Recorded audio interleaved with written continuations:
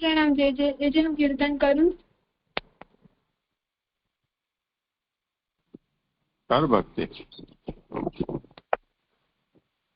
बैठे भी प्यारी रच बैठे पिया प्यारी रच बैठे पिया प्यारी राज रच बैठे पिया प्यारी आस पास जुड़ती जन गावत देत परस्पर तारी राज रच बैठे पिया प्यारी आस पास जुड़ती जन गावत देत परस्पर तारी स्पीकर ऑफ कर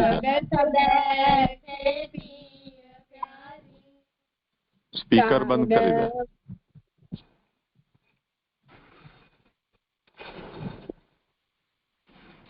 ताल पखाव जवर वेद बाजत गावत है सिंध द्वारी ताल पखाव जवर वेद बाजत गावत है सिंध द्वारी निरखी आई ब्रज सुंदरी करत कुतूहल भारी राजत रथ बैठे पिय प्यारी निरखी आई ब्रज सुंदरी करत कुतूहल भारी राजत रथ बैठे पिय प्यारी देखी देखी चित चित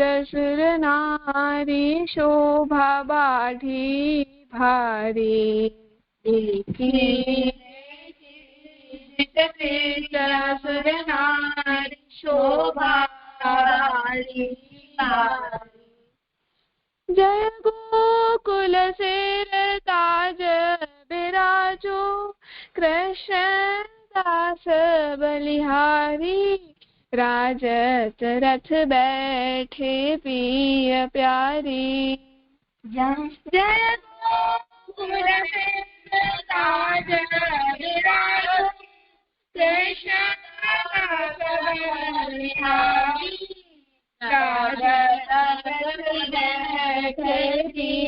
प्यारी रथ बैठे पिय प्यारी राजत रथ बैठे पिय प्यारी ये થઈ ગયું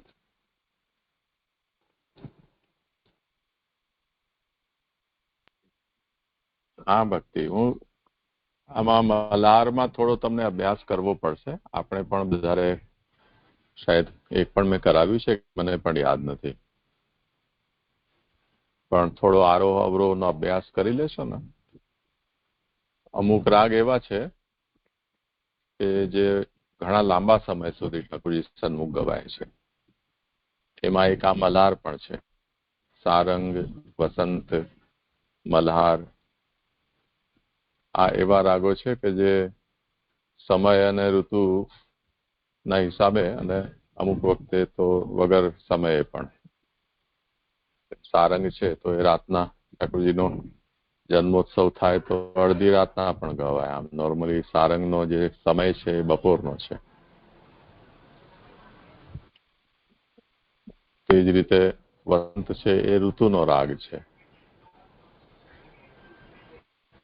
તો વસંત ઋતુમાં બધા જ સમયમાં સવારથી રાત સુધીમાં વસંત ગવાય. એ જ રીતે મલ્હાર પણ ઋતુનો રાગ છે. એટલે એ મલ્હારની ઋતુ આવે તે વખતે એટલે વરસાદના ઋતુમાં મલ્હાર અને એના ઘણા બધા પ્રકારો છે. એ બધા સવારથી લઈને અને રાત્રિ સુધી મલ્હાર જ મલ્હાર ગવાતો રહે. એનો થોડો અભ્યાસ સારો થઈ જાય તો સારું ઠાકોરજીના સન્મુખ ગાઈ શકાય. જી જી જી. હા, અચ્છા. ઓર કોઈ કરવાનું છે કીર્તન? ના જી જી. અચ્છા, ભલે.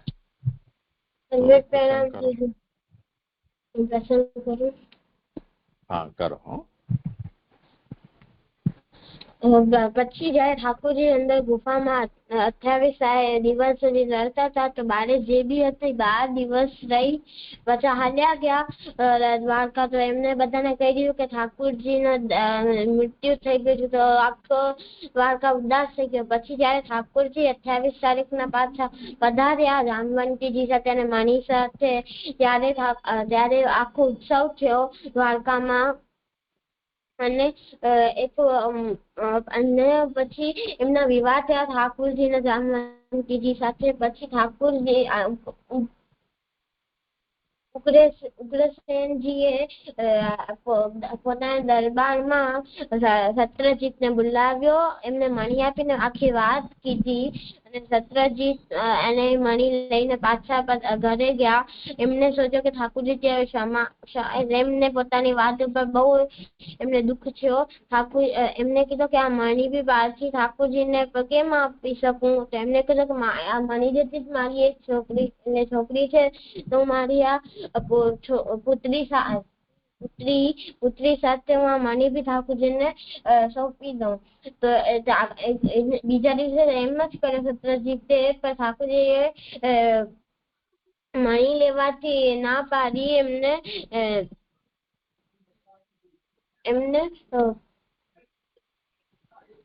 ખાલી એમની પુત્રીને સ્વીકાર કર્યો. આમાંથી શીખ મળે છે કે આપણે બિના આપણે સોચે સમજે ક્યારે બી આપણે કોઈ કામ ના કરવું જોઈએ. આમાંથી શબ્દ છે ઉત્સવ. એટલે ઉપર ઉઠવું અને સૌ એટલે કે આનંદિત થઈને બારે છલકવું. આપણે આનંદ થઈ ઉત્સવ એટલે કે આપણે આનંદ થઈ બારે છલકે છે એને ઉત્સવ કહેવાય. શાબાશ. અચ્છા, બીજું આમાં એક બહુ વધારે સમજવા જેવો વિષય છે આ આખા પ્રસંગમાં જે શ્રી મહાપ્રભુજીએ એ વાત આપણને સમજાવી છે કે જયારે મણી ઠાકોરજીને પ્રાપ્ત થઈ ગયો તો જાંબવાને તો મણી ઠાકોરજીને આપ્યો. હવે કોઈ વસ્તુ કોની છે એ નક્કી કેવી રીતે થાય? જેમ આપણે કોઈ વસ્તુને વેચાતી હોય એને ખરીદીએ, એની જે કંઈ પણ કિંમત હોય એ આપણે વેચનારને આપી અને આપણે લઈ લીધી વસ્તુ તો એ આપણી થઈ ગઈ. બીજું, વેચાતી વસ્તુ ન હોય પણ કોઈ આપણને આપે, ગિફ્ટના રૂપમાં આપે, ઉપહાર ભેટ સ્વરૂપે આપે કે ઇનામના રૂપમાં આપે, એ રીતે આપણે એ વસ્તુને લીધી. કોઈ આપી અને આપણે એને સ્વીકારી તો આપણી થઈ ગઈ. તો પહેલું થયું ખરીદવું. ખરીદીથી આપણે એના માલિક થઈએ છીએ. બીજું, ભેટ ગિફ્ટ છે કે એનો આપણે સ્વીકાર કર્યો, એ રીતે પણ આપણી વસ્તુ થઈ.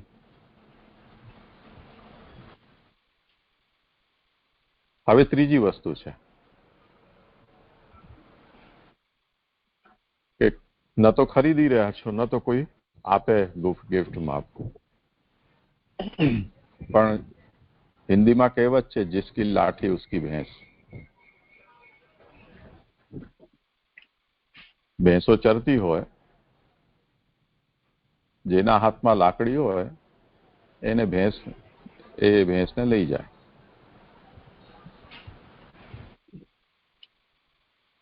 તો જે વસ્તુ કોઈ એનું ટ્રાન્સફોર્મેશન નથી ઓનરશિપનો, એટલે કોઈ આપે અને બીજો લે એ રીતે એનું કોઈ ટ્રાન્સફોર્મેશન નથી થયું, પણ જે વસ્તુ જે લઈ લે એની, એવું પણ થતું હોય છે. હવે આ આખો પ્રસંગ એવો થયો છે કે જેમાં સત્રાજીતના પાસે સૂર્ય આપેલો એ મણી હતો. એનો ભાઈ પ્રસેન શિકાર કરવા ગયો ત્યારે એ પહેરીને એને ગયો, ભાઈને પૂછીને. વાઘે પ્રસેનને મારી નાખ્યો અને એના દાંતમાં એ મણી વાળી જે માલા હતી એ ભરાઈ ગઈ. હવે જે વસ્તુ ઉપર આ મારી છે કે તારી, ખરીદી છે કે કોઈ આપી છે, આ બધો જે વ્યવહાર છે એ તો મનુષ્યમાં છે. અન્ય પ્રાણીઓમાં આ જાતનો વ્યવહાર નથી. એમાં તો જે બલવાન હોય એની એ વસ્તુ ગણાય. તો પ્રસેનને મારી નાખ્યો. તો પ્રસેનનો માંસ જેવી રીતે વાઘ ખાઈ ગયો, એવી રીતે પ્રસેને જે મણી પહેર્યો હતો એ પણ એના દાંતમાં ફસાઈ ગયો. એ જાંબવાને જોયું, એને વાઘને મારી નાખ્યો. એ મણી જાંબવાને પોતાની દીકરી જાંબવંતીને આપી દીધો. પછી ભગવાન ઉપર જયારે આક્ષેપ આવ્યો કે ભગવાને સત્રાજીતને પહેલા એવો ઈશારો કર્યો હતો કે આ મણી રોજ સોનું આપે છે, એવી ઉત્તમ વસ્તુ કોઈ સામાન્ય પ્રજાજન પાસે હોય એના કરતા રાજા પાસે હોય તો એનાથી બધાનું કલ્યાણ થાય. તો રાજા ઉગ્રસેન હતા, ભગવાન તો રાજા હતા નહીં. તો ભગવાને પોતે રાખવા માટે તો એને કહ્યું પણ ન હતું. પણ સત્રાજીતના મનમાં એમ હતું કે આ ભગવાન છે, એમને આમાં લાલચ છે, એટલે પડાવવા માંગે છે મારી પાસેથી. અને તે પછી આ આખો પ્રસંગ બન્યો. હવે જે મણી પ્રસેન પાસેથી વાઘે લઈ લીધો એમ સમજો, તો વાઘનો થયો. વાઘ પાસેથી જાંબવાને લઈ લીધો તો જાંબવાનનો થયો. જાંબવાને પોતાની દીકરીને રમવા માટે આપી દીધો. એની સાથે યુદ્ધ થયું ઠાકોરજીનું, અને ભગવાનને મણી સાથે જાંબવંતીજીને જાંબવાને પરણાવી પણ દીધા. ઠાકોરજી વાજતે ગાતે પધાર્યા. તો હવે આ આખા પ્રસંગને આપણે જોઈએ તો એ મણી ઉપર જો ભગવાન શ્રી કૃષ્ણ પોતે પોતાનો હક રાખે ને એમ કે આ જાંબવને મને આપેલી છે, તો એમાં કઈ અનૈતિક જેવી કોઈ વાત નથી.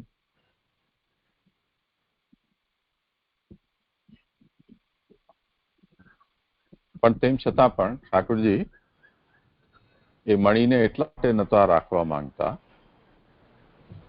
કે સત્રાજીતની એમાં મમતા હતી.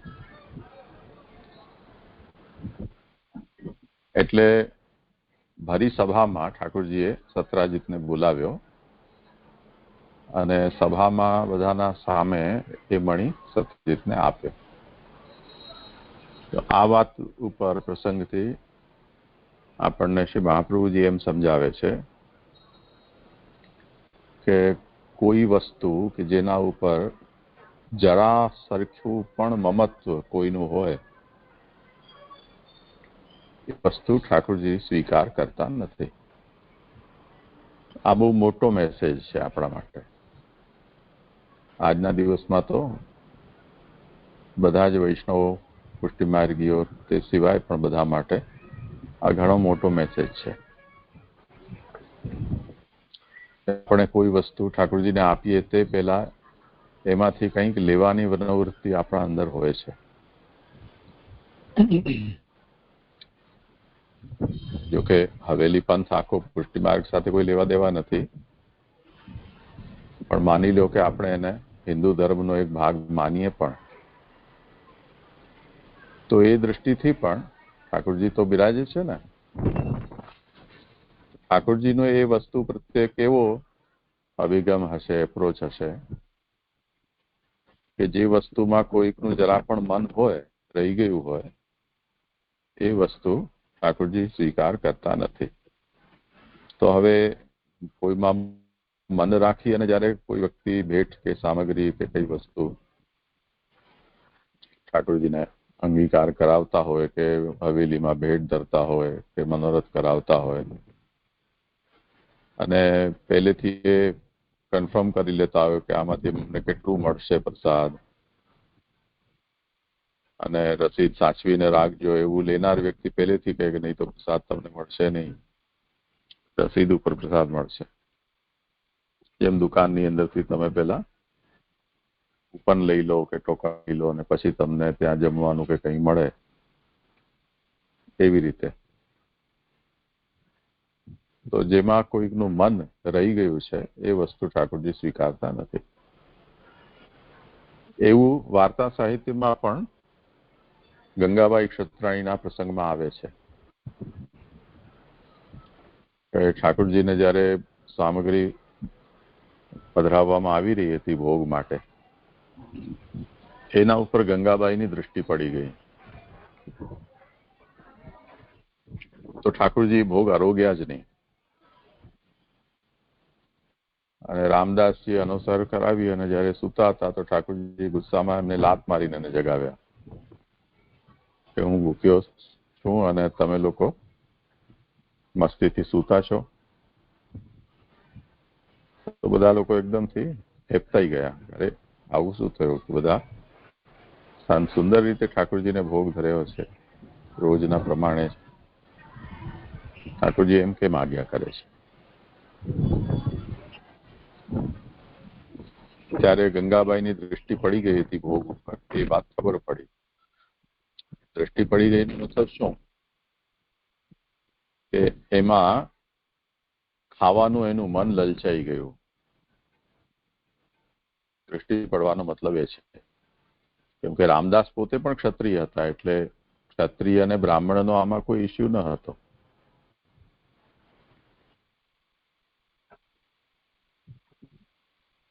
તો દૃષ્ટિ પડી ગઈ એનો મતલબ પહેલે કે પછી ભોગ, ભલે કદાચ ગંગાબાઈ વૈષ્ણવ હતી એટલે એના મનમાં કદાચ એવું ન હોય કે અત્યારે ઠાકોરજી આરોગ્ય એના પહેલા મને આમાં કંઈક જીભમાં પાણી છૂટી જાય, એવી રીતે સારી વસ્તુ કે સુગંધ આપણા નાકમાં જાય ને આપણને એમ લાલચ થઈ જાય. પણ ક્યારે ભોગ સરે અને ક્યારે મને મળે, આ એવું પણ એમના મનમાં વિચાર હોઈ શકે. પણ એ વિચાર પણ ઠાકોરજીને સહન ન થયો, એટલે ઠાકોરજીએ ભોગ સ્વીકાર ન કર્યો. તો હવે આ જે પ્રસંગો છે તેમાં સેમંતક મણીનો છે, ઠાકોરજીએ સ્વીકાર. સત્રાજીત તો પછી ઠાકોરજીને એમ સમજો કે શરણાગત થઈ ગયો હતો અને એ વસ્તુ પર એ રાજી હતો કે હવે ભલે ઠાકોરજી જા મણી રાખે, પણ તેમ છતાં પણ ઠાકોરજીએ મણી ન રાખી અને સભામાં એને સત્રાજીતને જ આપી દીધી.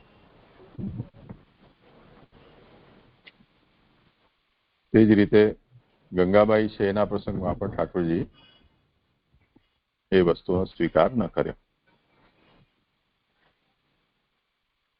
તો આમાંથી ખાસ પ્રસંગ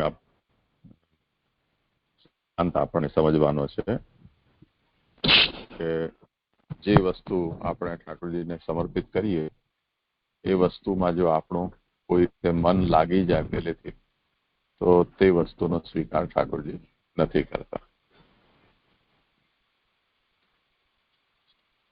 સમજાયું રુચિ? જીજે મને એમ સમજાયું કે આપણે ઠાકોરજીને આપણે જે ભેટ કરીએ એમાં આપણો જે એટલે ભેટ ને એટલે સમર્પણ આપણે આપીએ એમાં આપણું મન ના લાગવું જોઈએ. આપણું મન લાગી ગયો તો એ ઠાકોરજી એટલે સ્વીકાર કરતા નથી. જેમ કે આપણે કીધું કે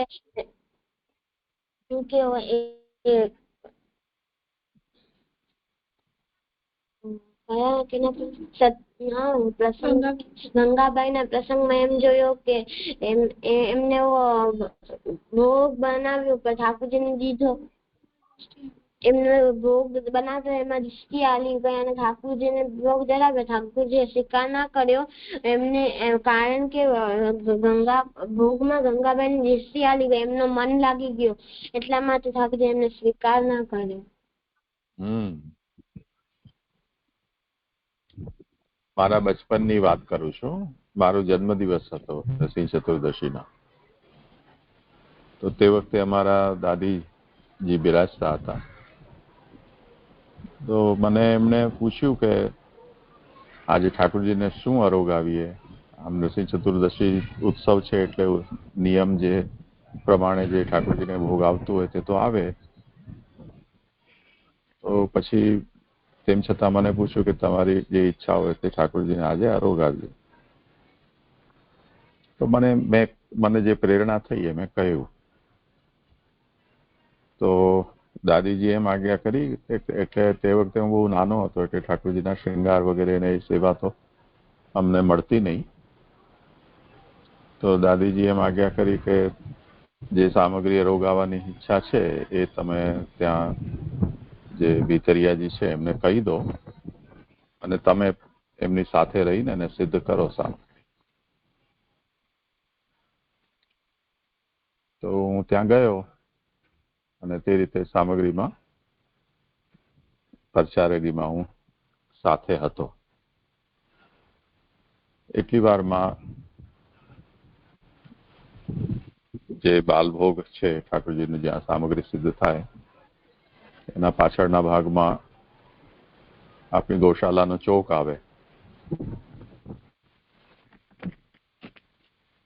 અત્યારે જ્યાં વર્ષાબેન રહે છે ને એ બાલભોગ હતું પહેલા. ને તમે જ્યાં અત્યારે બેઠા છો જો અમારે ત્યાં ગયા હો તો એ જ જગ્યાએ એ ચોક હતો ભૂકંપના પહેલા. તો ત્યાં ગોવાળ આવ્યો. ગોવાળને એમ પૂછવાનું હતું કે સાંજે કાચું દૂધ પંચામૃત સ્નાન માટે જોઈશે તો વહેલું જોઈશે, કેટલું જોઈશે, આવું બધું કંઈક. ઠાકોરજીનો શ્રૃંગાર જે થાય એ તો ઘણું અંદર હતું એટલે ત્યાં અવાજ સંભળાય નહીં. પણ બાલભોગની બારી ધુમાડા બાળ પેલા ભઠ્ઠીના બહાર નીકળવા માટે એ તરફ રહેતા એટલે ત્યાંથી તરત અવાજ આવે. એટલે ભીતરિયાજી હતા એ તો સામગ્રી સિદ્ધ કરી રહ્યા હતા એટલે એમણે મને કહ્યું કે આપ જરા પૂછી લો કે શું વાત છે. તો હું ત્યાં ગયો અને એમને પૂછ્યું જે પણ હતું તે પૂછીને ને પછી અંદર દાદીજી ને કાકાજી બિરાજતા હતા એમને મેં આ વાત કરી. ત્યારે મારા હાથ તો સામગ્રી વાળા જ હતા. ત્યારે મુઠ્ઠી વાળીને ને એ રીતે હું ત્યાં ગયો.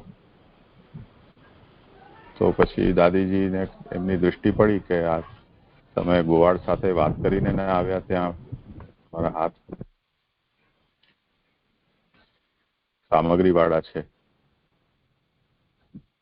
તો તમે સામગ્રી વાળા હાથે એમના સામે ગયા તમે એવું મને પૂછ્યું.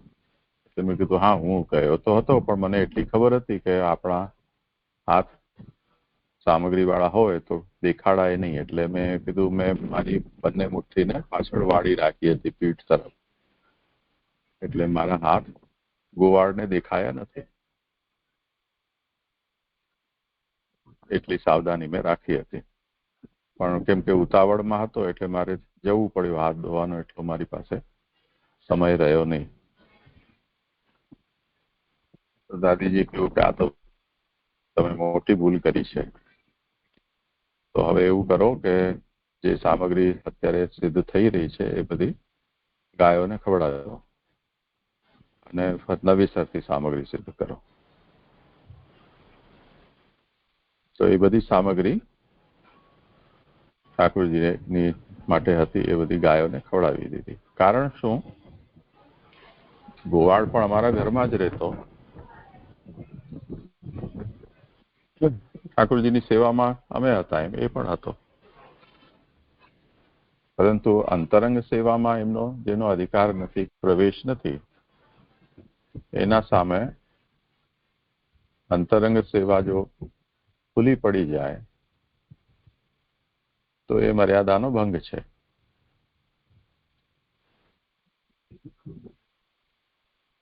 તો એ સામગ્રી પછી ઠાકોરજી લાયક નથી રહી જતી. એટલે જૂના સમયમાં એવો પણ નિયમ હતો કે ઠાકોરજીની સામગ્રી કઈ પણ સિદ્ધ થતી હોય, જેમ ફલ હોય, શાક હોય, કે જે પણ સકડી અનસકડી કે દૂધગરની સામગ્રી હોય, એના વાસણો હોય, એ જ્યાં સુધી ઠાકોરજીના ભોગ સરી ન જાય ત્યાં સુધી બહાર ન જાય માંજવા માટે. તે જ રીતે જે પણ છિલકા આપણે ઉતારેલા હોય કે બીજ હોય શાક કે ફળના, એ પણ જ્યાં સુધી ભોગ સરી ન જાય ત્યાં સુધી બહાર કાઢવામાં ના આવે. કેમ કે બહાર કાઢવાથી જે લોકોની પણ દ્રષ્ટિ એના ઉપર પડે એ લોકોને એટલી તો ખબર પડે ને કે આજે આટલી આટલી વસ્તુ ઠાકોરજી આરોગ્યા છે, આનું શાક છે કે આની ભાજી છે કે આ પ્રકારના ફળ છે. તો ઠાકોરજી આ વસ્તુ આરોગ્યા છે કે આરોગી રહ્યા છે કે આરોગશે, એવી પણ એમને એનું જ્ઞાન એમને થવું ન જોઈએ. એટલી ગુપ્તતાથી આપણે ઠાકોરજીની સેવા કરવી જોઈએ.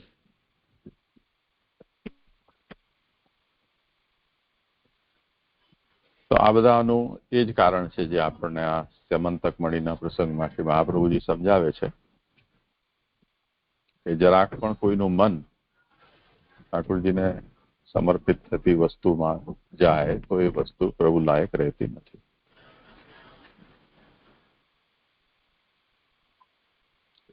સમજાય?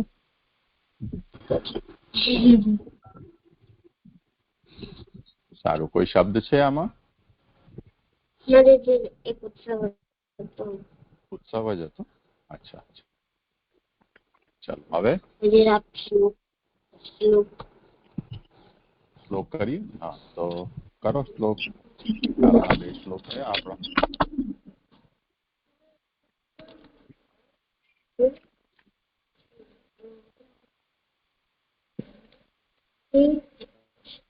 બોલું? હા કોઈ પણ કરો. શ્રી ભૂભાઓ પુલવિવાસનંદ સુનો રાધાપતિ રજનાધિરાવતાર મિત્રાત્મજાતટ વિહારણ વિનબંધો દામોદરાચ્યુત વિભો મમ દેહી દાસ્યમ રાધિકારમણ માધવ ગોકુલેન્દ્ર સુમો યદુત્તમ રમાચ્યુત પાદ પદ્મ શ્રી શ્રીનિવાસ પુરુષોત્તમ વિશ્વમૂર્તે ગોવિંદ યાદવ પતે મમ દેહી દાસ્યમ. શાબાશ.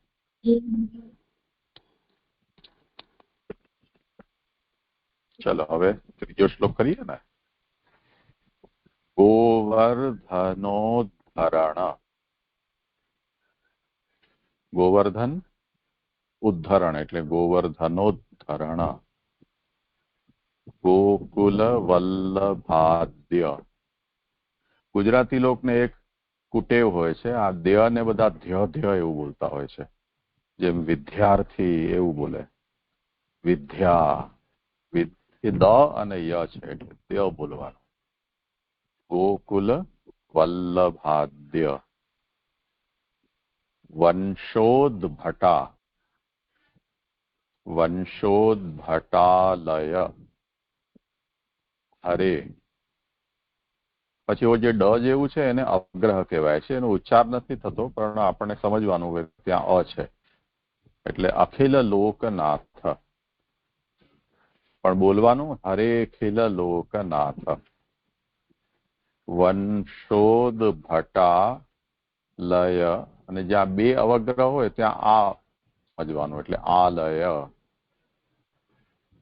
તો ભટાલય વંશોદ્ભટાલય હરે અખિલ લોકનાથ. શ્રી વાસુદેવ મધુસૂદન વિશ્વનાથ વિશ્વેશ ગોકુલપતે મમ દેહિ દાસ્યમ. गोवर्धनोद्धरण गोकुलवल्लभाद्य वंशोद्भटालय हरेऽखिल लोकनाथ. श्रीवासुदेव मधुसूदन विश्वनाथ विश्वेश गोकुलपते मम देहि दास्यम्. चलो करो भक्ति. सीधे से गोवर्धनोद्धरण गोकुल वल्लभाद्य वंशोद्भटा गोकुल वल्लभाद्य वंशोद्भटालय हरे अखिल लोकनाथ. श्री वासुदेव हरे अखिल लोकनाथ श्री वासुदेव मधुसूदन विश्वनाथ विश्वेश गोकुलपते मम देहि दास्यम्. गोवर्धनोद्धरण गोकुलवल्लभाद्य वंशोद्भटालय हरेऽखिल लोकनाथ. श्री वासुदेव मधुसूदन विश्वनाथ विश्वेश गोकुलपते मम देहि दास्यम्. આ મધુસૂદનમાં થોડી ગડબડી કરે છે તું. સુ દીર્ઘ છે એને થોડો જોરથી બોલવું જોઈએ. મધુસૂદન એમ.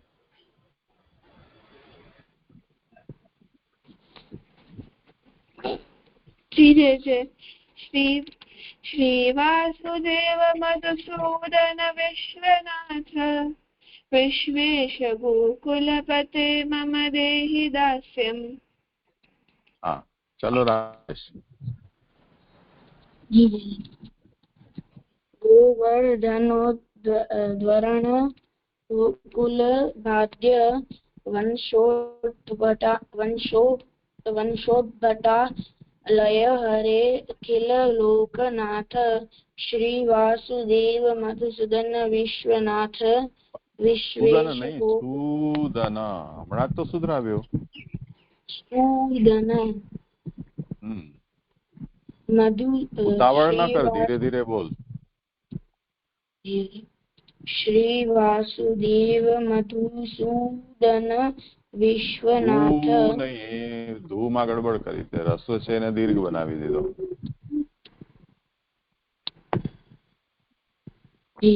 પાછું બોલ. श्री वासुदेव मधुसूदन विश्वनाथ विश्वेश गोकुलपते मम देहि दास्यम्.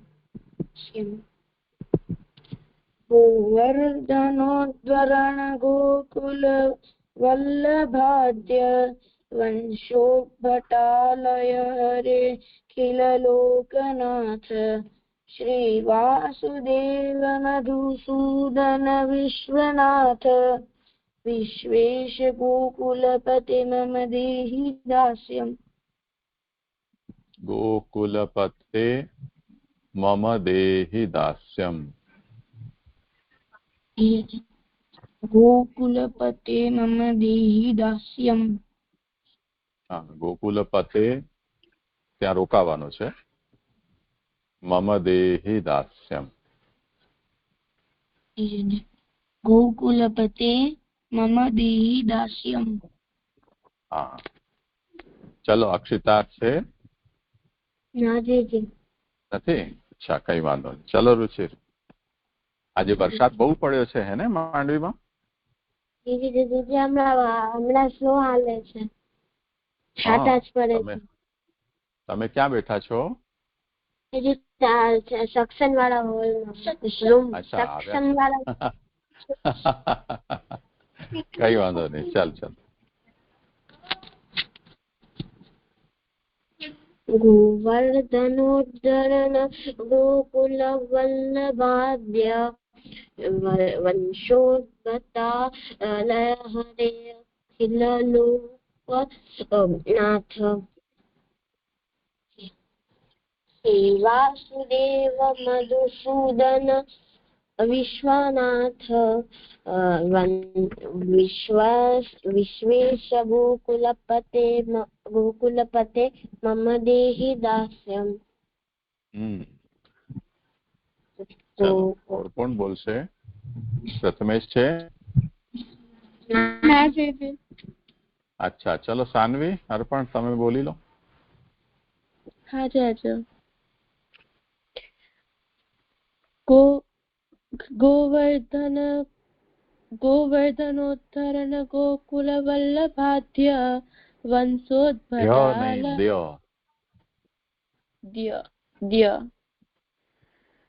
ગોવર્ધનોદ્ધરણ ગોકુલ વલ્લભાદ્ય વંશોદ્ભટાલય હરે ખિલોકનાથ. હરે ખિલોકનાથ. ખિલ નહીં, ખિલા. ખિલોકનાથ. અરે લોક એમ છૂટું બોલો. હા, લ આખો. વંશોદ્ભટાલય હરે ખિલલોકનાથ શ્રી વાસુદેવ દીર્ઘ છે. શ્રી વાસુદેવ મધુસૂદન વિશ્વનાથ વિશ્વેશ ગોકુલપતે મમ દેહી દાસ્યમ.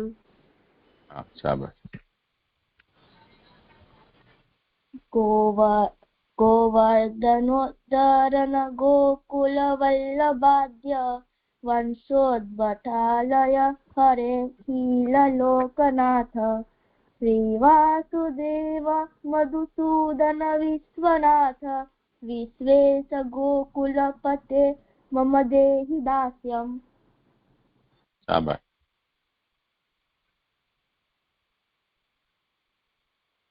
ચલો 3 શ્લોક થયા. જો આ બધા ઠાકોરજીના નામ જ છે, આમાં સમજમાં આવે છે ને તમને? હવે કાલનો જે સેવા ફલ અટકેલું છે કરીએ ને આપણે. કાલો મેં કઈ નવી વાત કરી નથી, ખાલી આપણે આવર્તન જ કર્યું છે.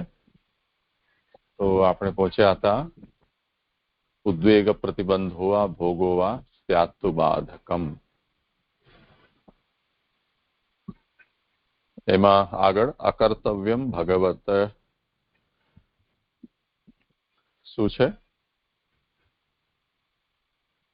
અકર્તવ્યમ ગતિર નહીં. એનું કરો વિવેચન.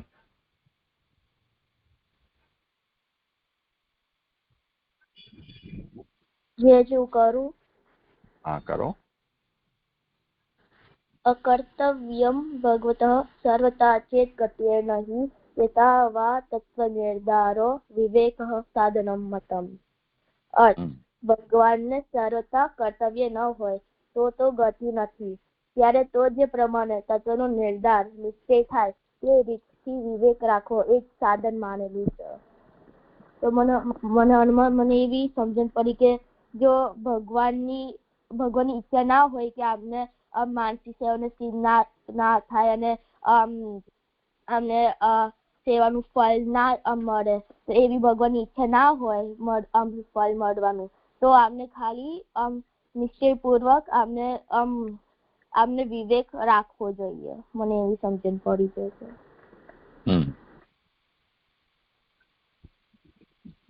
કોઈને કેવું છે આમાં કઈ?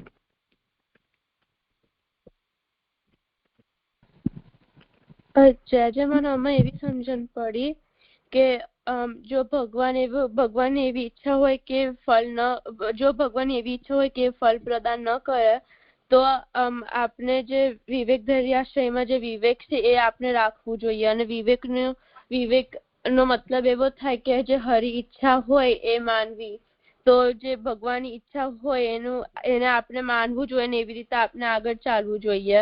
જે આપણે પોતાના એફર્ટ્સ મૂકવા જોઈએ, પણ જો ભગવાનની એવી ઈચ્છા હોય તો જો ભગવાનની એવી ઈચ્છા હોય કે ફળની પ્રાપ્તિ ન થાય તો એને આપણે એક્સેપ્ટ કરી લેવું જોઈએ. એવું હું સમજી જાજો. ઠીક છે. મને આમાં એવું સમજાય છે કે અહીંયા એમ કહ્યું છે કે ભગવદ ઈચ્છા પ્રમાણે બધું થાય છે. તો જે અહીંયા પ્રમેય બલ છે એ પ્રભુ ઈચ્છાથી જ થાય છે. તો એના તો એ અગર પ્રભુ કૃપા ના કરતા હોય તો આપણે પ્રમાણ એટલે સાધન છે એ પ્રમાણે ચાલવું જોઈએ. અને એનામાં પછી જેમ સાનવીએ સમજાયું કે અગર પ્રભુની ઈચ્છા ના હોય હજી ઠાકોરજી લાંબો હજી વાર છે ઠાકોરજીને એવી ઈચ્છા હોય કે હજી જરાક મોડો એને ફળ આપું, તો આપણે ત્યારે વિવેક રાખવું જોઈએ. પ્રભુ ઈચ્છા પર બધું રાખી દેવું જોઈએ. પણ આપણને આ વાત ખબર કેમ પડે?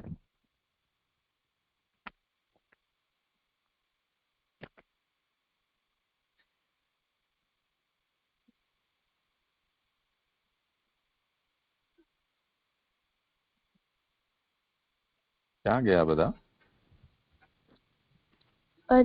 કઈ વાત? એટલે ભગવાનની ઈચ્છા છે કે ભગવાનની ઈચ્છા નથી એ કેવી રીતે ખબર પડે?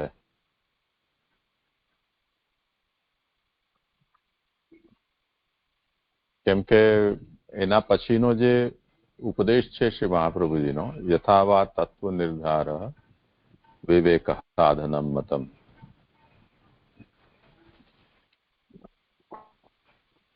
એ તો એના ઉપર નિર્ભર છે ને કે ઠાકોરજીની હવે ઈચ્છા નથી તો આપણને હવે આવો વિવેક રાખવો, એટલે આવું હવે કરવું.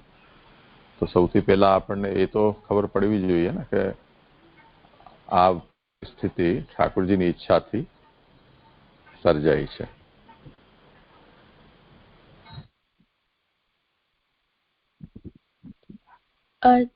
મને આમાં એવું લાગે છે કે આગળના શ્લોકમાં પ્રતિબંધની વાત આવી અને એમાં લૌકિક પ્રતિબંધ હોય છે અને અલૌકિક પ્રતિબંધ પણ હોય છે. એટલે ભગવાને જે ભગવત્કૃત જે પ્રતિબંધ હોય છે એ મને લાગે છે એની વાત અહીંયા કરી રહ્યા છે કે જો અલૌકિક પ્રતિબંધો હોય ને આપણે પોતાના એફર્ટ્સ મૂકતા હોય તો પણ પ્રતિબંધ રહેતા જ હોય છે. તો આપણે એવું માનવું કે આ ભગવાનની ઈચ્છાથી પ્રતિબંધ રહેલા છે અને પછી એ પ્રતિબંધોનું નિવારણ કરવા માટે આપણે પોતે કશું કરી નહીં શકતા, એટલે આપણે હરી ઈચ્છા માનવી જોઈએ અને વિવેક રાખવું જોઈએ. મને એવું લાગે છે. એ બરોબર છે. પણ જો શરૂઆતથી શ્રી આચાર્ય શરણ શું આ કરે છે કે ફલની પ્રાપ્તિમાં કાલ નિયામક નથી. તો હવે આપણે જો કેલેન્ડર લઈને બેસીએ કે ચલો મેં ક્યારે મારું બ્રહ્મ સંબંધ મેં કર્યું, ક્યારે ઠાકોરજી પધાર્યા, કેટલા ટાઈમથી હું સેવા કરું છું, તો શ્રી મહાપ્રભુજી કહે છે કે એ આમાં કઈ કામ નહીં લાગે. તો આપણે એ તો કન્સિડર કરતા નથી એ ફેક્ટરને. ન કાલોત્ર નિયામક.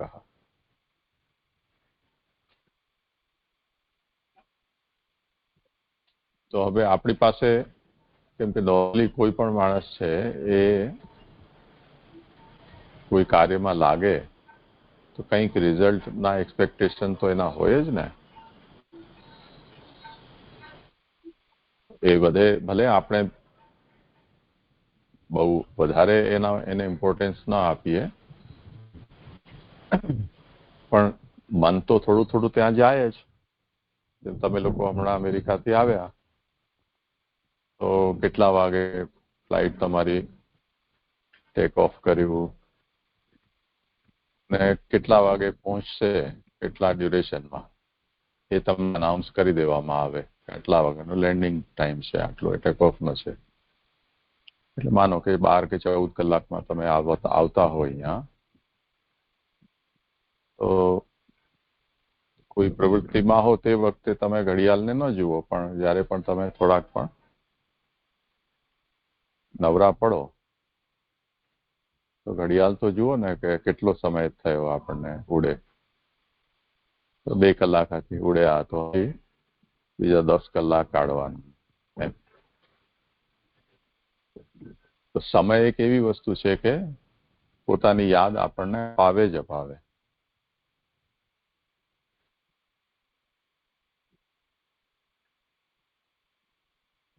કેમ કે આપણે બધા જ સમયથી બંધાયેલા છીએ.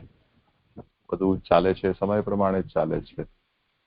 એટલે દિવસ રાત સમય પ્રમાણે થાય, મોસમ સમય પ્રમાણે બદલે. આપણી ઉંમરમાં પણ જે પણ ચેન્જીસ આવતા હોય આપણા શરીર વગેરેમાં કે પરિસ્થિતિઓમાં, એ પણ સમયની સાથે થતું હોય છે. ભૂખ તરસ વગેરે કે નીંદર આવવી વગેરે પણ સમયથી જ થતું હોય છે. તો આપણે એના ઉપર ધ્યાન ના આપીએ તો પણ સમય પોતાની ઉપસ્થિતિ બતાવ્યા વગર રહે નહીં. તમે સૂઈ ગયા હો તો પણ બારીમાંથી પ્રકાશ આવ્યો તમારી આંખ પર તો સમય તમને કહેશે કે હવે દિવસ થઈ ગયો છે, રાત વીતી ગઈ, ઉઠો.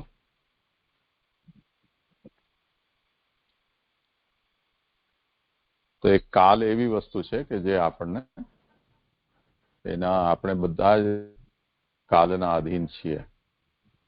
એને કારણે કાલ તો આપણને પોતાની હાજરી બતાવે છે. પણ ચલો આપણે માની લીધું કે કાલને ડિસિઝિવ ફેક્ટર નથી કોઈ પણ સિદ્ધિને પ્રાપ્ત થવામાં.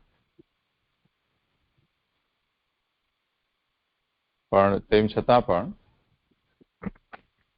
જો આપણે ભક્તિવર્ધિની ગ્રંથની સમજ હોય, નિરોધ લક્ષણ ગ્રંથની થોડી સમજ હોય, તો એટલું તો જોઈએ ને કે પ્રેમાસક્તિ વ્યસન કે વ્યસનોત્તર કૃતાર્થતા નિરોધ તરફ તો આપણી દૃષ્ટિ જાય છે. મહાપ્રભુજી આપણને ભક્તિની એ અવસ્થાઓ જાણવા માટેના ઉપાય પણ બતાવ્યા છે કે ભાઈ સ્નેહાત રાગ વિનાશસ્યાદ, પ્રભુમાં સ્નેહ થાય તો બીજામાંથી સ્નેહ નષ્ટ થઈ જાય. આસક્ત્યા સ્યાદ ગ્રહારુચિ, પ્રભુમાં આસક્તિ થાય તો ઘર વગેરેમાં અરુચિ થઈ જાય.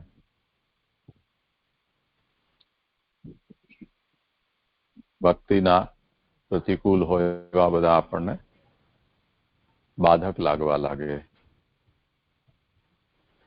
તો હવે આજે જે પણ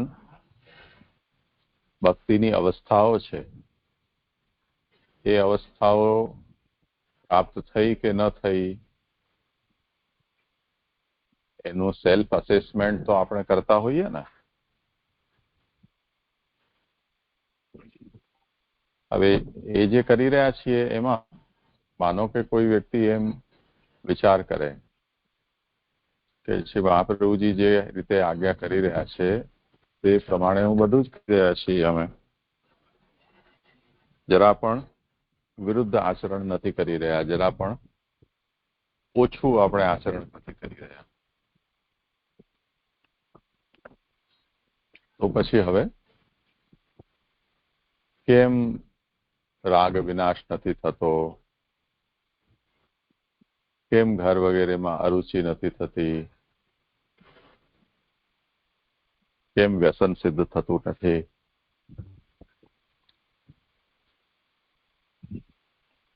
એવો પ્રશ્ન તો થાય કોઈને પણ. એમાં જો આપણને એમ કહેવામાં આવે કે ભાઈ ચલો આમાં તો ઉદ્વેગ, પ્રતિબંધ કે ભોગ એ બાધક હોઈ શકે, ને આપણે એને પણ જોઈએ, ચેક કરીએ.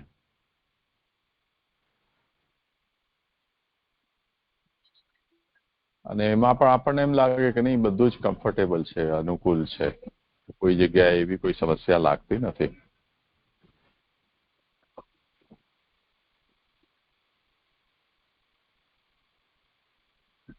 તો આ રીતે આપણો વિચાર તો ચાલે ને. હવે અહીંયા શ્રી મહાપ્રભુજી જો જે ક્રમમાં ઉપદેશ આપી રહ્યા છે એ ક્રમ પ્રમાણે જોઈએ તો છેલ્લે બાકી હવે કે મહાપ્રભુજી એમ આજ્ઞા કરે છે કે આટલી રીતનું તમે સેલ્ફ અસેસમેન્ટ કરો, તેમ છતાં પણ જો અલૌકિક સામર્થ્ય નથી સિદ્ધ થઈ રહ્યું, ફલ પ્રાપ્ત નથી થઈ રહ્યું, તો સમજવું જોઈએ કે ભગવાનની ઈચ્છા નથી. નથી એટલે તમે જ્યારે જે સમયમાં એ ઈચ્છી રહ્યા છો કે આ બાય આ ટાઈમ અમને આ થઈ જવું જોઈએ, તે વખતે સિદ્ધિ તમને પ્રાપ્ત થાય એવી ઠાકોરજીની ઈચ્છા નથી.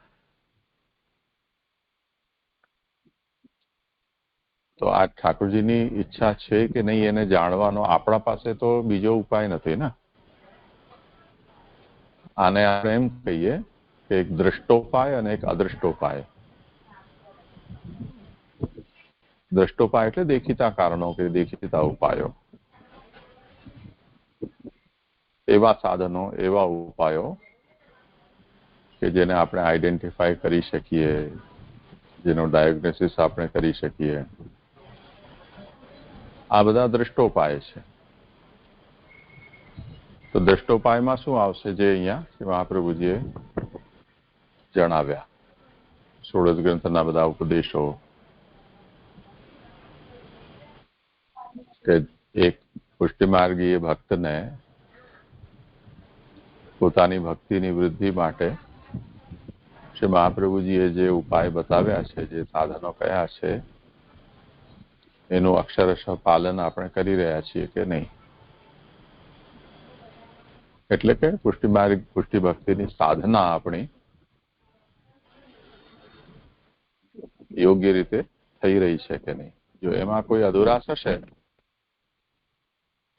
તો સાધનાનો દોષ આવશે કે નથી થયું ફલ પ્રાપ્ત, તો આ કારણે સાધનામાં આટલા ફોલ્ટ છે, આટલી અધુરાશ છે, આટલું વિપરીત આચરણ છે.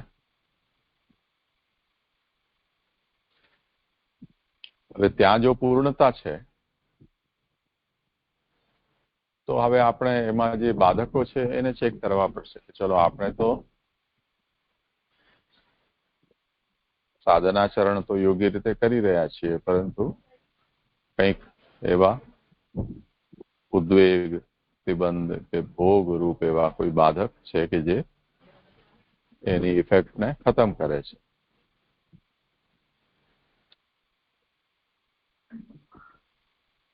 તો આ દ્રષ્ટોપાય છે. આ વસ્તુને આપણે જાણી શકીએ. એમાં ન જાણી શકાય એવી વસ્તુ ભગવત્કૃત પ્રતિબંધ છે, એટલે ભગવાન તરફથી થતો પ્રતિબંધ. પણ ફલમાં પ્રતિબંધ અને સાધનામાં પ્રતિબંધ, એમ બે રીતે આપણે આને અલગ અલગ વિચારવું જોઈએ.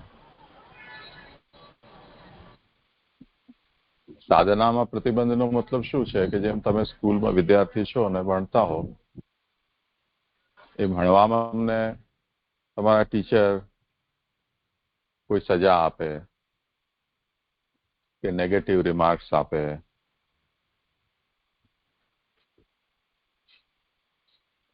તો એ સાધનામાં થતો પ્રતિબંધ છે ટીચર દ્વારા. અને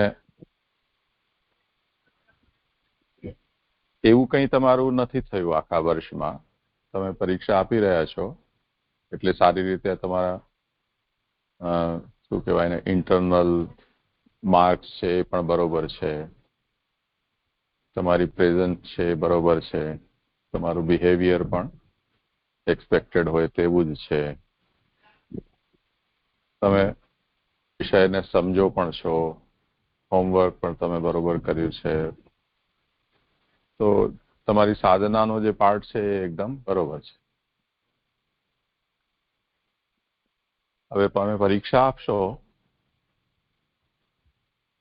પરીક્ષા વખતે પેપર તમારા ચેક થાય ત્યારે એક્ઝામિનર છે એ તમને એક્ઝામિનર કહેવાય કે તમારું જે પેપર જે ચેક કરતો હોય તે તમારા શિક્ષક વધારે એમ માનીને ચાલીએ.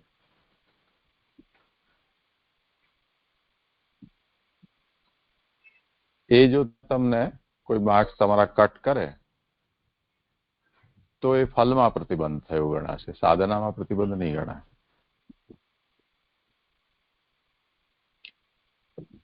એનું ઉદાહરણ તમને આપું કે મેં સાચું ખોટું ભગવાન જાણે પણ મેં એવું સાંભળ્યું છે કે જે ચાર્ટર્ડ એકાઉન્ટન્ટ છે એ લોકોની જે એક્ઝામ હોય છે એમાં ઘણા એવા વિદ્યાર્થીઓ હોય છે જે લોકો 10-15 વખત પરીક્ષા આપતા હોય, એટેમ્પ્ટ કરે તો પણ એ લોકો સક્સેસફુલ ન થાય, એટલે પાસ ન થાય.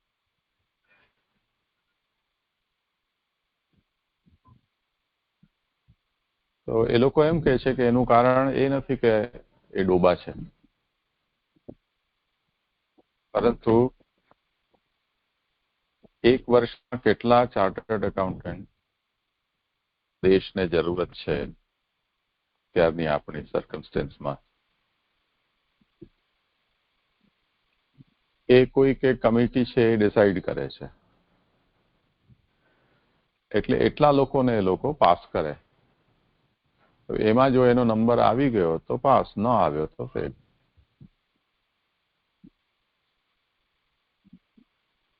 એવી જ રીતે વેકેન્સી માટે કોઈ સરકારી નોકરી હોય, કોઈ ફોર્મ હોય, એની અંદર અમુક પોસ્ટ હોય કે આટલા પોસ્ટ અત્યારે ખાલી છે, એન્જિનિયર છે કે ડોક્ટર છે કે મેજિસ્ટ્રેટ છે, સરકારમાં શિક્ષકો છે, તો એ લોકોનું જાહેરાત આપવામાં આવે કે ગુજરાતની અંદર પ્રાથમિક શિક્ષા વિભાગમાં આટલા આટલા વિષયમાં આટલા 1000 શિક્ષકોની ભરતી કરવાની છે, આ ક્વોલિફિકેશન હોય એ લોકો એપ્લાય કરે. તો માની લો કે ભરતી 1000 લોકોનું કરવાની હોય, પણ જાહેરાત વાંચીને અને 1 લાખ વ્યક્તિ છે પોતે એપ્લાય કરી દે એના માટે, તો જે યોગ્ય હોય તે પણ 1000 થી વધારે તો સરકારને જરૂરત જ નથી, એટલે યોગ્ય ન હોય કે હોય એ હવે વિચારવાનું નથી રહેતું. 1000 લોકોને નોકરી મળશે, બાકીના જે છે બધી જ રીતે પરફેક્ટ હોવા છતાં પણ વેકેન્સી જ નથી તો કરવાનું શું, એ લોકો બધા ફેલ થશે. તો આ જે પ્રતિબંધ છે એ એવો છે કે જેમાં આપણી પાસે કોઈ એનો ઉપાય નથી. ઉપાય શું રહે, પાછી જયારે વેકેન્સી નીકળે તેની વાટ જોઈને એને બેસો, તે વખતે આપણું ભાગ્ય સાથ આપશે તો નોકરી મળશે.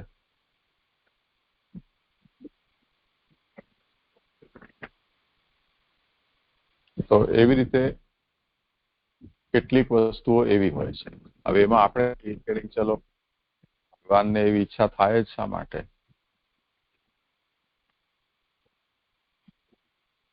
તો એનું પણ એક કોઈ કારણ, ઠાકોરજીને એનું કારણ બતાવવાની કોઈ જરૂર નથી, પણ કારણ તો હોઈ શકે છે. જેમ સંસારનો માર્ગ અને મુક્તિનો માર્ગ, આમ બે જાતના માર્ગ છે. સંસારનો એટલે જન્મ મરણનો, મુક્તિનો એટલે જન્મ મરણથી છૂટવાનો. હવે ભગવાને જે આ સૃષ્ટિ પ્રકટ કરી છે એ તો પીડા માટે કરી લે છે. જો એવી પ્રભુને ઈચ્છા ન હોત તો સૃષ્ટિ પ્રકટ જ શા માટે કરત? બધા જ ભગવાનના ધામમાં તો હતા જ. તો એનો અર્થ એ થયો કે આ જે સૃષ્ટિ ભગવાને પ્રકટ કરી છે એ એકદમ ભરચક રહે, ખાલી ન થઈ જાય, એવી પ્રભુની ઈચ્છા છે.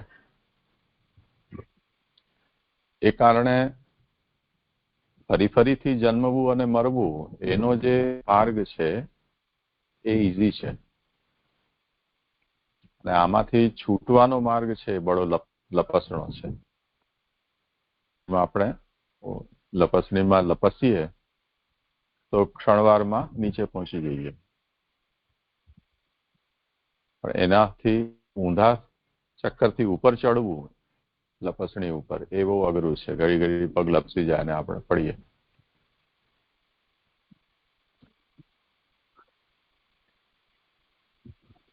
એવું એટલા માટે બે વસ્તુ છે કે નીચે જગ્યા ઘણી છે, ઉપર જગ્યા ઓછી છે. એવું એનો ઉત્તર આપવામાં આવે છે કે જે દિવ્ય લોકો છે એમાં જગ્યા ઓછી છે. એટલે જે દેવતાઓ છે, જે લોકો એ દિવ્ય લોકના સુખ ભોગવે છે, પુણ્યાત્માઓ, એ લોકોને એ લોકમાં કોઈ બીજા લોકો અંદર આવે તો એમના પ્રત્યે એમને ઈર્ષ્યા થાય છે કે અમે મસ્ત મજા કરતા હતા અને આ ક્યાંથી આવી પડ્યા. તો અમારા સુખભોગમાંથી એ લોકો પણ પોતાનો ભાગ લેશે, એવી ઈર્ષ્યા વૃત્તિ એમના મનમાં જાગે છે. તો એ લોકો પણ જે મુક્ત થવા એમને ખોટે રાસ્તે લઈ જવા માટે પ્રેરિત કરતા હોય છે કે જેથી એ લોકો એ લોકમાં ના આવીને કોઈ બીજી જગ્યાએ ભટકે.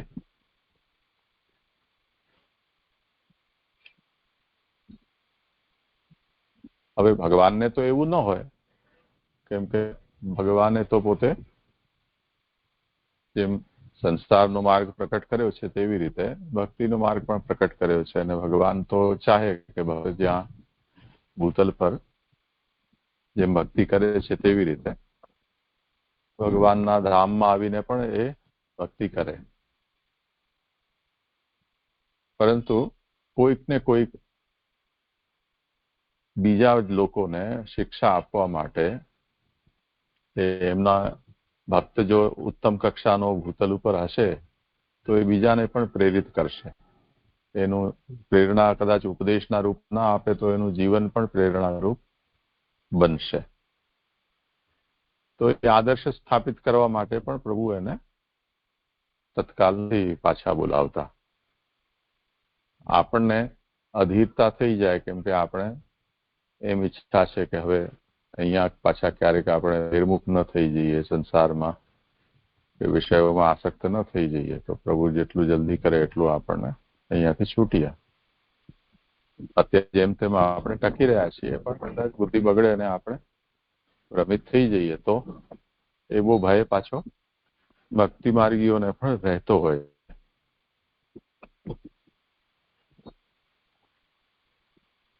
તો આપણે તો અધીર થઈ જઈએ છીએ, પણ પ્રભુ કોઈ વિચાર એવું કરતા હોય છે કે એ ભક્તને ભૂતલ ઉપર સ્થાપિત રાખે છે, એટલે થોડો ફલમાં વિલંબ કરે છે. હવે જેને ફલમાં વિલંબ થઈ રહ્યો છે એની અવસ્થા, જેમ આપણે જોયું પરીક્ષા આપી રહ્યા છે તેને ફલમાં વિલંબ આપણને ગણાશે. એટલે આખા વર્ષનું એનું ભણવાનું પૂરું થઈ ગયું છે, કેટલું એ રિવિઝન થઈ ગયું છે, રાતોના ઉજાગરા કરીને એને વિષય તૈયાર કર્યો છે, તો એ પોતાના વિષયમાં તો એકદમ પાકો થઈ ગયો છે. એવી રીતે જેને ફલમાં વિલંબ થઈ રહ્યો છે અથવા ફલના જેને અપેક્ષાઓ જાગી છે એ એવી ઊંચી અવસ્થા ઉપર પહોંચ્યો છે ત્યારે જ અપેક્ષા જાગે ને. સ્કૂલના ઉઘડે અને પહેલે દિવસે આપણે સ્કૂલમાં જઈએ તે દિવસે તો આપણે ડિગ્રી ના આવે ને. ડિગ્રી તો જયારે 15 વર્ષ ભણશું પછી મળશે. તો હવે જેને ડિગ્રીના સપના આવી રહ્યા છે એનો મતલબ એ થયો કે 10, 12, 15 વર્ષ એને અધ્યયન સંપન્ન કર્યું છે તો એટલું તો પરફેક્શન એમાં હશે જ. તો એવો વ્યક્તિ તત્કાલ ભૂતલ પરથી ભગવત લોકમાં જતો રહે તો ઘણા લોકોને જે એનાથી ગાઈડન્સ મળવું જોઈએ એ ન મળે. એનો આદર્શ છે એ એમના સામે ન રહી જાય, આપણા લોકો સામે. તો જે એને કહેવાય સિદ્ધ કક્ષા ઉપર પહોંચેલા છે તે એવા સિદ્ધ લોકો છે એમની ઉપસ્થિતિ પણ ભૂતલ ઉપર જરૂરી હોય છે કે જેથી બીજા જે સાધન કક્ષા ઉપર છે એ લોકોને એમના જીવનમાંથી માર્ગદર્શન થાય.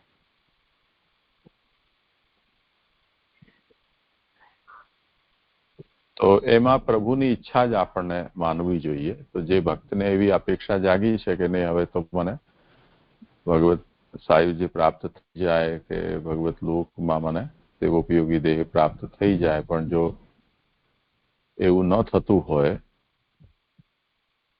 તો કર્તવ્યમ ભગવત સર્વથા ચેત ગતિર નહીં.